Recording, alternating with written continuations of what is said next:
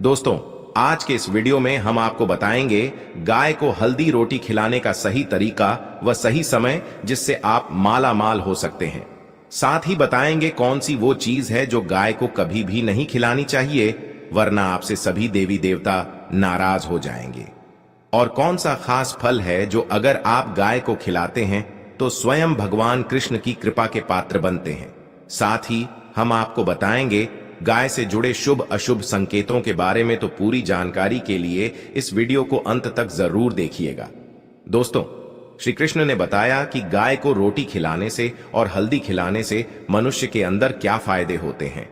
आज हम आपको शास्त्रों के अनुसार बताएंगे कि गाय को रोटी खिलाने से क्या क्या फायदे मिलते हैं, क्या सही तरीका है गाय को रोटी खिलाने का। दोस्तों, हिंदू धर्म शास्त्रों के अनुसार पशु और पक्षियों को अन्न खिलाने की परंपरा वर्षों से चली आ रही है। अब बात आती है कि गाय को रोटी खिलाने का इतना महत्व क्यों है, तो आपको बता दें, शास्त्रों के अनुसार गाय में 33 करोड़ देवी देवताओं का वास माना गया है।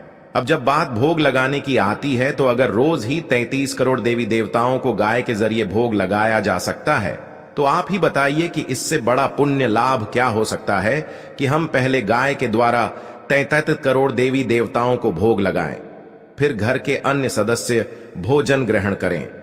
शास्त्रों के अनुसार गाय का तो मूत्र भी सेवन किया जाता है, जिसे गोधन के नाम से पुकारते हैं। गाय की सेवा करने से 33 करोड़ देवी देवताओं की सेवा हो जाती है।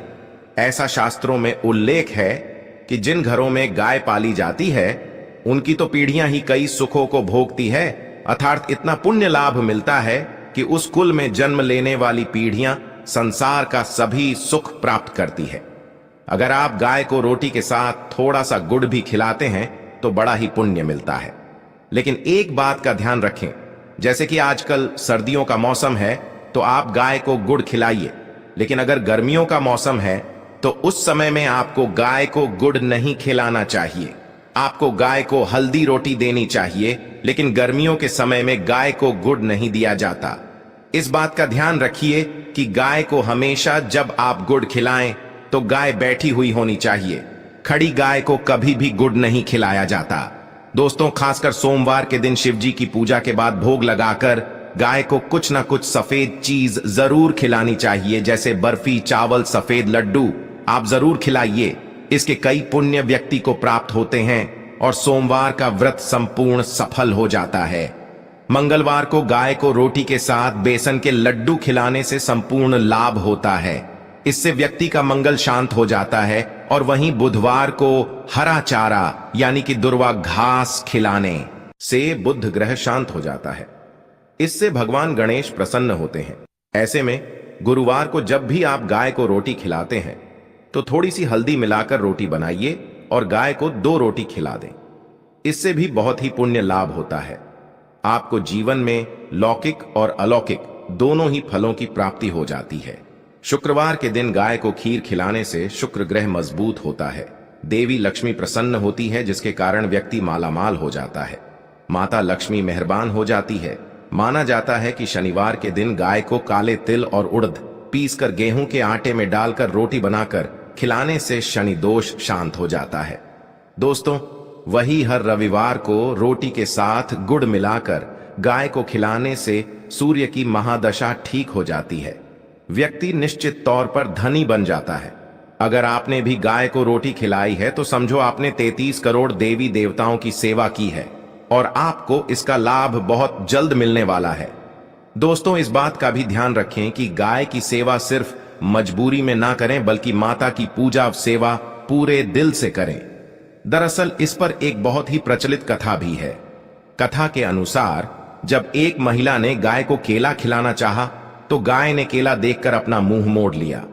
महिला ने गाय के सामने जाकर फिर से उसके मुंह में केला देना चाहा, लेकिन गाय ने केला नहीं खाया। पर महिला केला खिलाने के लिए पीछे ही पड़ी रही। जब महिला नहीं मानी तो गाय सींग मारने को हुई। महिला डर कर बिना केला खिलाए वहां से चली गई। महिला के जाने के बाद पास खड़े सांड ने पूछा, वो इतने प्यार से केला खिला रही थी, आपने केला क्यों नहीं खाया और उसे डराकर भगा भी दिया? गाय बोली, प्यार नहीं, मजबूरी थी, आज एकादशी है। महिला मुझे केला खिलाकर पुण्य कमाना चाहती है, वैसे यह मुझे कभी भी नहीं पूछती। गलती से उसके मकान के आगे चली जाऊं तो डंडा लेकर मारने को दौड़ती है। प्रेम से सूखी रोटी भी मिल जाए तो अतुलनीय है। जो केवल अपना भला चाहता है वह दुर्योधन है, जो अपनों का भला चाहता है वह युधिष्ठिर है, और जो सबका भला चाहता है वह श्री है। तो इस कथा से यही मालूम पड़ता है कि गौ माता की सेवा सच्चे दिल से की जानी चाहिए, न कि पुण्य की प्राप्ति के लिए, केवल मजबूरी में। ये तो आपने बहुत बार सुना होगा कि घर में पहली रोटी हमेशा गाय को खिलानी चाहिए, लेकिन किस तरह से खिलानी चाहिए, चलिए ये भी बता दें ताकि आपको उत्तम लाभ की प्राप्ति हो। आपको रोटी पर घी और गुड़ लगाकर गाय को खिलाना चाहिए। साथ ही थोड़ी हल्दी भी आपको इसमें डालनी चाहिए। कहा जाता है कि गाय को रोजाना रोटी खिलाने वाले व्यक्ति की मौजूदा पीढ़ियों के साथ साथ आने वाली पीढ़ियां भी पुण्य प्राप्त करती हैं और दुख दर्द से बचती है। कोशिश करें कि गाय को रोटी खिलाने से पहले उसे बिठा दें, क्योंकि बैठी हुई गाय को रोटी खिलाने से ज्यादा लाभ मिलते हैं। गाय को रोटी के साथ गुड़ खिलाने से जरूरी काम पूरे हो जाते हैं। इतना ही नहीं, आपके कई बिगड़े हुए काम भी बन जाते हैं। इस बात का हमेशा ध्यान रखें कि गाय को कभी भी सूखी और बासी रोटी नहीं खिलानी चाहिए। अगर आप यह गलती करते हैं तो इसे जरूर छोड़ दीजिए। बहुत से लोग बासी रोटी गाय को खिलाते हैं। यह गलती आप न करें। आपको अपने घर में बनी हुई पहली रोटी गाय को खिलानी चाहिए। दरवाजे पर आने वाली गाय को कभी भी भूखे पेट न जाने दें। दरवाजे पर आने वाली भूखी गाय को रोटी खिलाने से आपके कई कष्ट क्लेश दूर हो जाते हैं। अगर आपके घर में हमेशा अशांति व लड़ाई झगड़ा रहता है तो दोपहर के समय बनने वाली पहली रोटी गाय को खिलाइए। कोशिश करें कि दोपहर में खाना खाने से पहले गाय को रोटी खिला दें। ऐसा करने से आपके घर में शांति का वास होगा और खुशियां लौट आएंगी। अगर आपके मन में किसी दुर्घटना को लेकर भय है तो तांबे के बर्तन में गुड़ रखकर हनुमान जी के मंदिर में दान करें।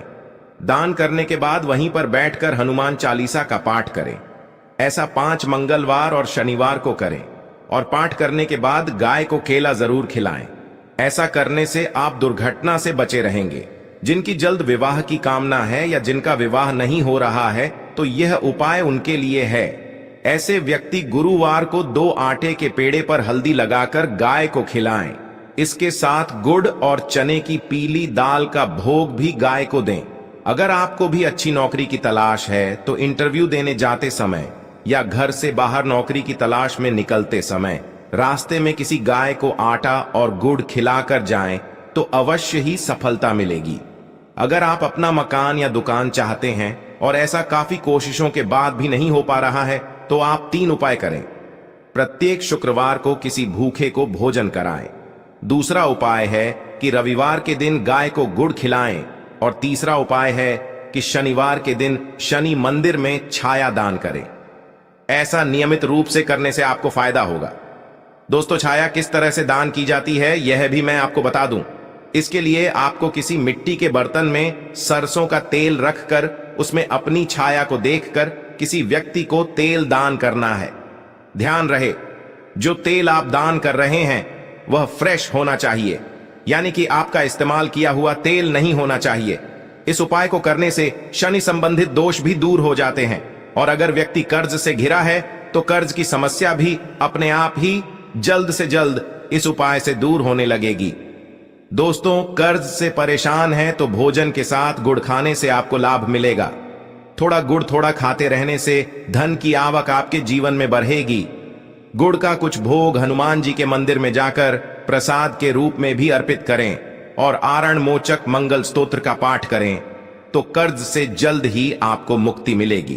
प्रत्येक पूजा और मांगलिक कार्यों में गौ माता या उनसे जुड़ी चीजें जैसे गाय का गोबर, गोमूत्र, गाय का दूध अथवा गाय के दूध से बना घी अवश्य शामिल करें। गर्मियों में गौ माता को पानी पिलाएं और जैसा कि मैंने आपको बताया कि सर्दियों में आपको गुड़ जरूर खिलाना चाहिए। ध्यान रखें दोस्तों कि गर्मियों में आपको गुड़ नहीं खिलाना है। दोस्तों, गौ माता से जुड़े कुछ शुभ अशुभ संकेत भी होते हैं। गाय का दूध दुहते समय अगर गाय ठोकर मार दे और सारा दूध बिखर जाए तो अपशगुन होता है। अगर कोई यात्रा पर निकल रहा हो और गाय अपने बछड़े को दूध पिलाती हुई सामने आ जाए तो निश्चित रूप से यात्रा सफल और काम संपूर्ण होता है। यात्रा पर जाते समय बाईं ओर गाय की आवाज आना और रात्रि में गाय की हुंकार करना भी शुभ माना जाता है। दोस्तों, आज की जानकारी यहीं पर समाप्त करते हैं। दोस्तों, हमारे द्वारा बताई गई जानकारी आपको पसंद आई होगी। पसंद आई हो तो वीडियो को लाइक और आपके अपने YouTube चैनल सच्चा ज्ञान को सब्सक्राइब जरूर करें। दोस्तों, मिलते हैं किसी एक नई जानकारी के साथ। तब तक के लिए अपना ख्याल रखना। धन्यवाद। जय गौ माता।